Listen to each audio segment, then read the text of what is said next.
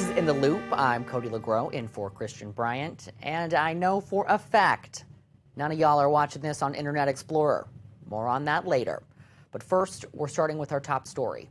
In May of this year, Marvel Studios made a controversial announcement about the late comic book legend Stan Lee. The company announced a 20-year deal with POW Entertainment, licensing Lee's name and likeness for future films, TV productions, and more. But a number of fans questioned the deal. Shortly before his death, Stan Lee and his team had sued POW Entertainment, alleging they got him to sign documents under false pretenses or even forged his own signature. You see, late in his life, Stan Lee was caught in a complicated financial and legal battle between many of his close associates and even his own family.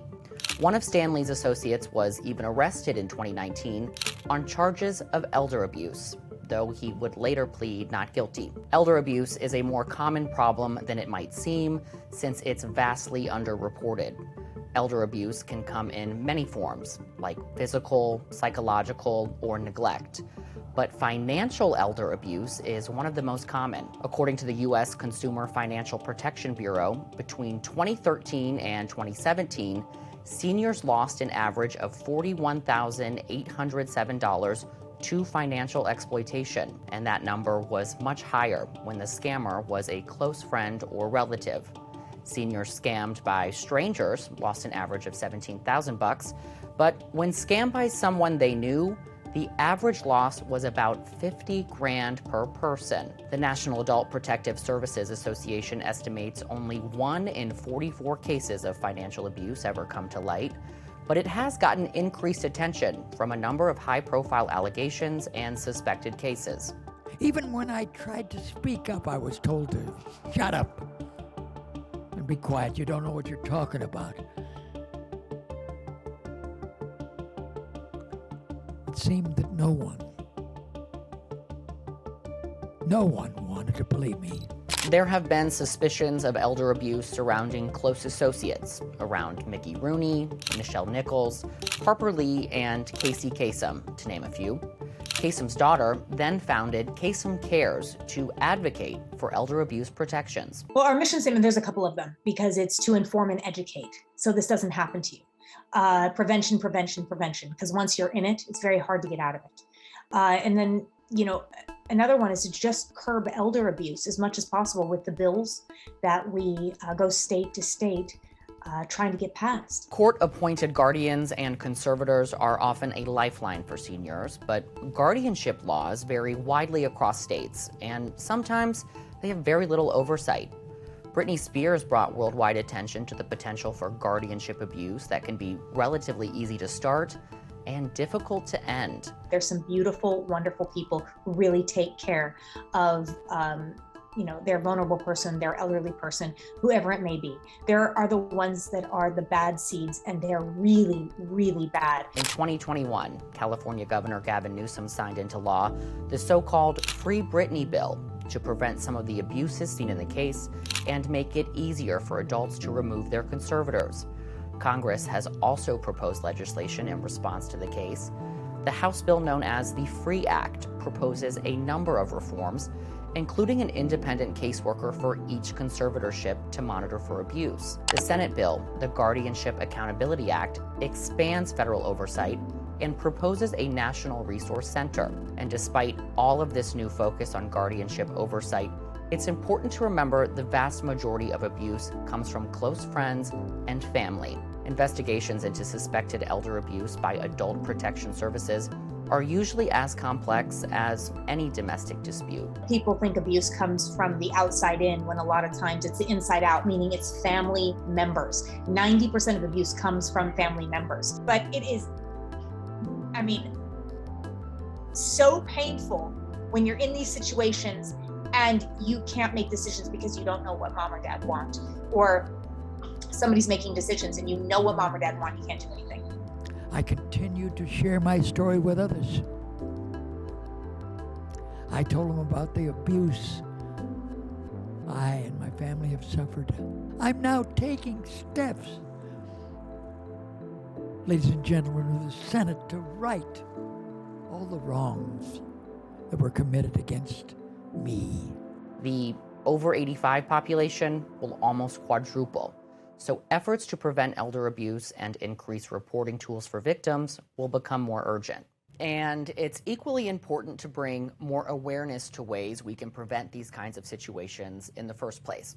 To learn more, we reached out to Yana Feldman, the founding principal at New York Legacy Lawyers, who has dealt with many elder abuse cases for decades, including serving as a court-appointed guardian.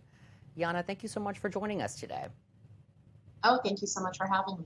So first of all, can you tell us a bit about what sort of situations are typical for elder abuse, and can this really happen to anyone regardless of financial situation? This happens across the socioeconomic spectrum. The first easiest way to look at it is money, right? People want money, but then you always bring in, power dynamics.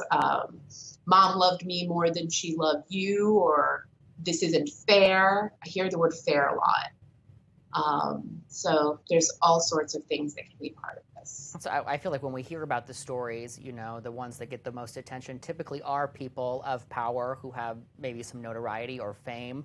So it's important to remember that this could happen to anyone. So you mentioned the lingo to kind of look out for. What sort of other signs should people look for when these cases arise? Well, some things are pretty instinctive when there's a new person in someone's life.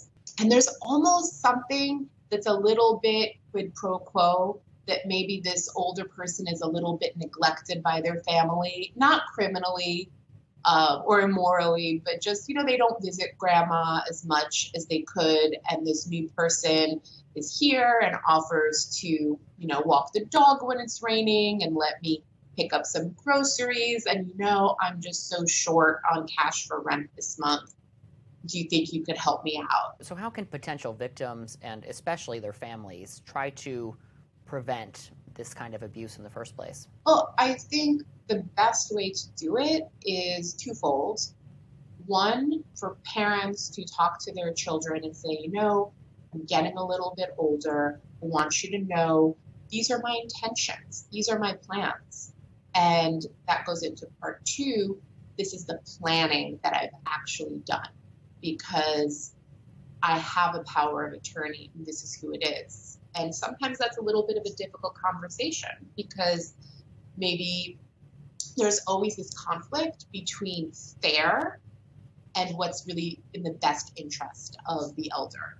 Just discussing what happens when we get older and all the processes that go with that. It is uncomfortable, but clearly necessary. So what are the ways we can hold abusers more accountable? Or I guess that's my question, is how can we hold abusers more accountable? Well, I think, again, the fine line. People don't want to be busybodies. They don't want to, put their nose in where it's not wanted. But on the other hand, the elderly are a vulnerable population. Sometimes there is dementia, Alzheimer's, or what doctors even call age-appropriate forgetfulness.